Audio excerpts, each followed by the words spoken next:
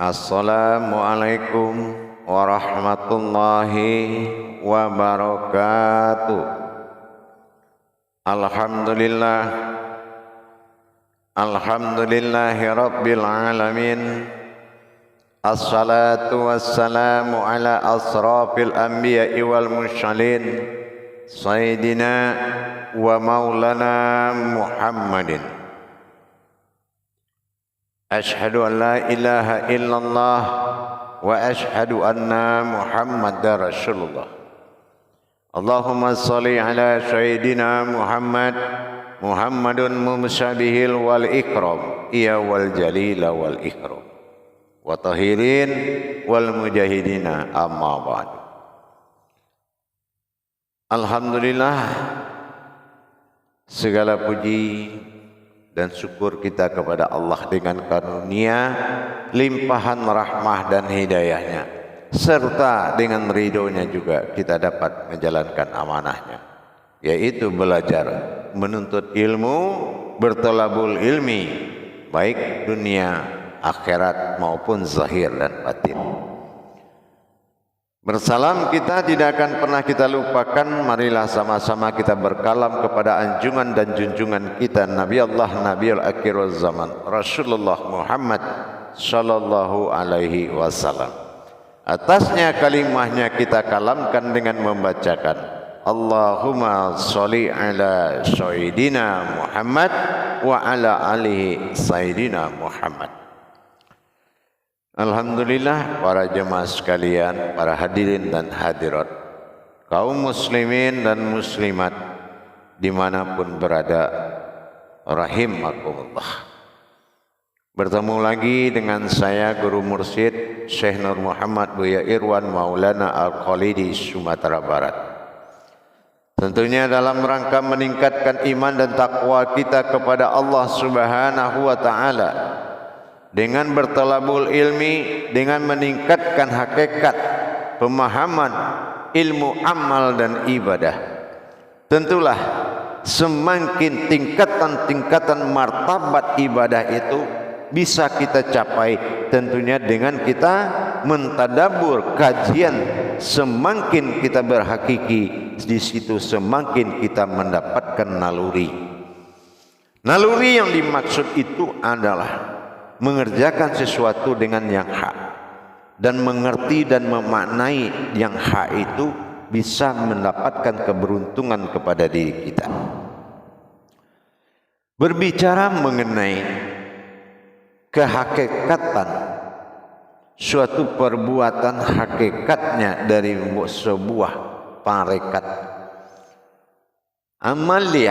amalna sebuah tarekat yang mana kita sudah paham metode sebuah ajaran dari Rasulullah untuk selalu kita beristiqomah kepada Allah, tentulah dengan menurunkan amaliyah-amaliyah yang sangat banyak.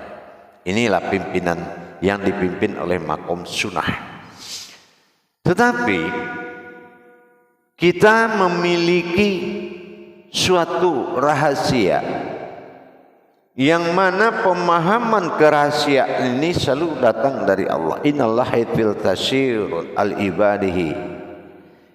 Adanya suatu rahasia yang turun ke dalam ibadah itu, ini yang dinamakan suatu ibadah. Jadi kalau kita melaksanakan suatu perbuatan hakikat kepada Allah, tentu kita harus mengetahui hakikatnya. Hakikatnya dari syariat, hakikatnya dari hakikinya, hakikatnya dari tarekatnya, hakikatnya dari ma'rifatnya. Itu hakikat itu sangat luas sekali. Nah, kita lihat, kita melaksanakan umpamanya dalam satu amaliyah tarekah. Di sini kita lihat, ini ada dua maknanya. Pertama ada jalan, yang kedua ada memandang. Dengan zikir wallahu, hakikat Allahu Allah. Tapi dalam pensaksian tadi tentu kita harus menyempurnakan hakikat-hakikat keibadahannya. Kodrat ibadah ini, apa yang dikatakan kodrat ibadah? Kalau ibadah ini memiliki sesuatu yang dimakomkan, kita harus tahu yang dimakomkan itu apa. Nah, kita ambil contohnya amaliyah tarekah. Nah, kita lihat amaliyah tarekah itu. Kenapa dimasukkan ke dalam kelambu? Nah, ini hakikatnya apa? Kalau masih kelambu aja yang kita lihat, ini belum sampai kepada hakikat. Atau merasakan kita yang masuk ke dalam kelambu, ini belum dikatakan hakikat. Hakikat itu apa? Batal syariat, munculnya kodrat, itu hakikat. Nah, tentunya kita belajar dulu. Nah, kita lihat lagi di sisi wuduknya sudah afdol belum? Kalau hanya kita istinja dalam makomnya, tentulah itu cukup, tidak perlu untuk beribadah. Mungkin hanya bisa dilakukan dalam perbuatan hidup. Tapi kalau ini sudah dituntut kepada pemakomat zahiru atau batinul batin, bagaimana kita mendapatkan diri batin di dalam alam batin? Nah, jangan hanya orang kita tarekat. Oh, nanti berbondong-bondong lagi tarekat. Kita berbondong-bondong, itu namanya prinsip itik atau dikatakan bebek. Artinya apa? Kemana satu ke situ semua. Tapi kita harus memiliki nilai-nilai ketuhanan. Lihat nilai ketuhanannya dulu sebelum melaksanakan beramaliyah kepada Allah. Nilai-nilai ketuhanan itu ada di nilai diri. Apakah diri ini sudah mendapatkan keumatan dari Tuhan? Mana diri yang dikatakan umat? Bukan orang, bukan siapa-siapa, namanya aja umat. Umat itu akan ada setelah Tuhan ada. Kalau Tuhan tidak ada, bagaimana status umat itu ada? Tentu kita harus benar-benar teliti di dalam menjalankan. Ini hakikatnya dari sebuah perjalanan. Apalagi sampai di dalam tidak terjadi wukuf total. Nah, kalau tidak terjadi wukuf total, ini akan menimbulkan darah yang melahirkan akal, dan akal menjalankan nafsu untuk menikmati. Nah, jadi umpamanya wukuf, iya kita laksanakan ibadah yang tidak bergerak melalui tubuh, itu yang tidak menggerakkan tubuh, atau ibadah yang tidak berperantara tubuh. Tapi kenapa tangan kita bergerak dalam bertasbih kah? Nah, bagaimana? Apakah halal atau sah atau tidak sah? Nah, kalau kita lihat undang-undang wukuf kan tidak sah, tetapi hakikat dari wukuf, wujud daripada yang berwukuf itu adalah zahirnya Allah dan batinnya Allah. Makanya 1881 99 atas nama zahir dan batin, Asmaul Husna. Jadi kalau kita belum memahami seperti itu, mana yang diri batin, mana yang alam batin, atau wujud dalam sukun. Nah, kita juga harus tahu kiat-kiat hakikat ini tadi. Mana wujud yang masuk, mana sukun yang menjadi makomnya. Sukun kosong tapi artinya mati, berarti itu alam bisifat, alam bizat, alam bisiri. Nah, dengan itu kita mengikat sesuatu itu, tareko itu artinya itu ibadah, orang itu perjalanan, ya kan? Nah, sementara atau to ini adalah tajalli, ya, hidup atau hayat dan berjalan. Nah, di sini kita membutuhkan kemampuan-kemampuan ma'rifah sebelum kita menjalankan, mentajalikannya. Nasta'in kita betul-betul bagus. Nas manusia toh itu ibadah ain itu dengan pandangan. Kita harus mensucikan pandangan-pandangan kita dulu. Nah, andakah kita sudah bertaruh terhadap pandangan kita atau tarekohnya? Tarekoh itu saja tidak ditaharohi, bagaimana amaliyahnya? Tentulah amaliyahnya itu berjalan dengan syariat, padahal makomnya batinul batin, wujud batin, diri batin dalam alam batin. Ini akan membuat batal. Makanya kita lihat, kalau tidak tahu kiat-kiat melaksanakan hakikat, ya, melaksanakan hakikat, semakin dilaksanakan berdampak kepada tidak adanya keberhasilan dan kemenangan di mata Allah. Itu artinya kemenangan hidup. Kenapa? Karena kita berbondong-bondong untuk mendapatkan nama. Wah, saya treko 1, saya treko 2, saya treko 3. Bukan masalah treko 1, 2, 3, tetapi kebenaranmu dan kebenaran ilmunya belum bertemu dalam pandanganmu. Jadi tidak ada istilah benar. Ya, dia harus bertemu wujud dan maujud kajiannya tadi di dalam menjalankan. Jadi bukan masalah banyaknya. Nah, itu tadi contohnya. Itu kan sama al-maut itu. Ya, al-maut itu kalau maut. Nah, waw di atas waw itu ada sukun. Waw itu hau itu dia, sukun itu mati. Yang masuk ke dalam itu adalah masuk kodrat mati. Qabla mutu anta mutu. Tapi bagaimana siapa yang hidup yang tanpa mati? Bukan orang yang mati yang masuk, tapi kodrat hidup dan tidak akan mati. Kodrat hidup yang tidak akan pernah mati. Dan alam bukan alam hidup, tetapi itu adalah alam mati. Nah, bagaimana kita menempatkan di mana posisi keputusan sebuah kodrat masuk ke dalam makom tadi? Nah, ini juga ini yang dinamakan pemahaman hakikat tadi. Akhirnya kalau kita tidak paham itu, disinilah kesempatan dari syaitan dan iblis untuk merusakmu. Kenapa? Kamu dalam alam kebodohan.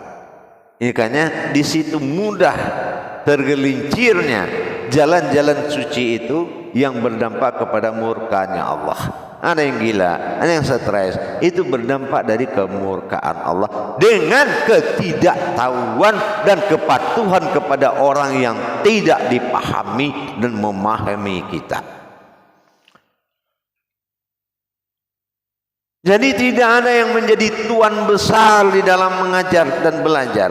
Semua sama.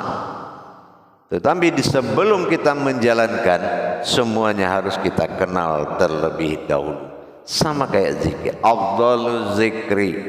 Nah, afdalnya sebuah zikir. Fa'alam annahu, setelah dia mengenalku.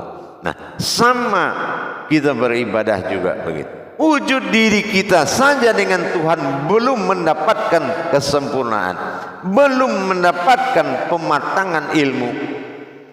Masih Tuhan di sana, aku di sini, tiba-tiba sudah melaksanakan ibadah, ibadahnya yang hakiki. Ini sudah pasti gagal.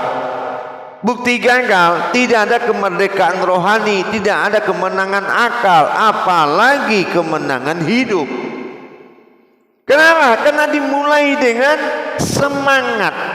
Nah, ini semangat dan ketafakuran akal tanpa dasar. Kalau takut kepada Allah, apa takut seram, takut ngeri, takut mati, itu pun belum paham. La khaufun ilallah, dengan kita menerima, kita kaget, kita takut segala macam, itu tidak boleh. Dan hakikat-hakikat ini harus diterapkan sebelum melaksanakan semua perbuatan hakikat. Jadi himbauan saya kepada semua saudara-saudaraku seiman, dalam melaksanakan sebuah hakikat, terlebih dahulu kuasailah tajalli demi tajalinya sebelum melaksanakan. Jangan kita awalnya kita tidak tahu diri, dikerjakan ibadah mencari diri, akhirnya kehilangan diri. Bukannya mendapatkan kehilangan diri, tapi mendapatkan sesuatu yang berdiri. Ini yang dikatakan belajar. Tapi kalau masih engkau di sana, aku di sini, kajian masih menyembah, belum bisa menghadap. Mana yang menghadap, mana yang menyembah? Apakah menyembah itu menghadap? Bagaimana menghimpun syahadat itu hayat dalam sholat? Artinya syahadat menyatukan, syahadat langsung ahad menjadi satu, bukan dua. Menyembah dan disembah itu bukan dua. Nah ini kalau belum paham, belajar dulu gitu. Menyembah dan disembah bukan dua. Ada penyembah, ada menyembah, bukan. Tauhid itu akan berakhir dengan tauhudun, yaitu satu. Kalau tauhid berhubungan, tapi nilainya satu. Kalau tauhudun tidak ada hubungan, melainkan pernyataan keakuannya. Nah dengan demikian berhati-hatilah dalam menjalankan hakikat. Harapan saya, sami'na wa ta'na, kepatuhan dan ketaatan kita kepada guru, dan ketaatan kepada agama, ilmu, dan kepatuhan kepada guru sangat dituntut bagi orang yang sedang belajar. Kalau kamu hanya bisa melihat tapi tidak bisa memandang, kalau kamu hanya bisa memandang tapi tidak bisa merasakan, bagaimana bisa ada hidayah untukmu, ada ilham untukmu, ada hidayah dinamakan wahyu untukmu, ada irhas, ada hodam? Tidak mungkin. Pelaksana ibadah kamu indah, tidak kamu indahkan, tapi ibadah kamu mulia-muliakan. Bagaimana bisa? Kodrat yang beribadah tidak ada, tidak tersusun dengan baik, tapi yang amalan dikerjakan selama-lamanya, sebanyak-banyaknya, tapi yang mengerjakan amalan kamu tidak kenal. Ini fatal, fatal dan fatal. Kita harus benar-benar mengenal apa ibadah dan siapa yang beribadah. Seumur-umur aku bersaksi, ingat, hayat dirimu menyatakan pensaksian, sampai akhir pun kamu tetap menjadi saksi. Maka jadilah kamu saksi bagiku, kata Allah. Alhamdulillah. Mari kita tingkatkan pemahaman-pemahaman hakikat yang kita persiapkan untuk bertajali pada pelajaran atau melaksanakan amalan tersebut. Kalau sudah tidak mampu melaksanakan tafrid dan tajrid, kata syahadat, maka kita orang yang tidak merasakan dan mengalami, maka faba'ayyaba irabikum atukasibah. Perbuatan itu adalah sebuah dusta, nikmat yang didustai. Maka inilah jangan sampai terjadi sama kita. Haruslah kita benar-benar menggali potensi yang akan kita kerjakan. Siapa yang duduk, siapa yang beribadah, dan dari mana ibadah itu datangnya. Siapa yang duduk, siapa yang beribadah, dari mana ibadah itu datangnya. Simpan kalam saya, insya Allah pertanyakan kepada Allah dengan istikharah. Mudah-mudahan Allah jawab. Alhamdulillah para jemaah dan hadirin sekalian, mudah-mudahan bisa dipahami, bisa dimengerti, dan wajib juga dipahami dan wajib dimengerti. Insya Allah mudah-mudahan dengan adanya berbagi rasa dan wawasan ini, mudah-mudahan bermanfaat buat kita semuanya. Insya Allah. Hati-hati dalam hakikat, hati-hati dalam berma'rifat, hati-hati jalannya licin. Terpeleset ke kanan kita dinamakan syirik, terpeleset ke kiri kita dinamakan sihir. Tapi ingat, jangan kamu pilih apabila kamu diuji keimananmu, tapi pilihlah yang menguji imanan. Insyaallah. Akhirul kalam, wabillahi taufiq wal hidayah. Assalamualaikum warahmatullahi wabarakatuh.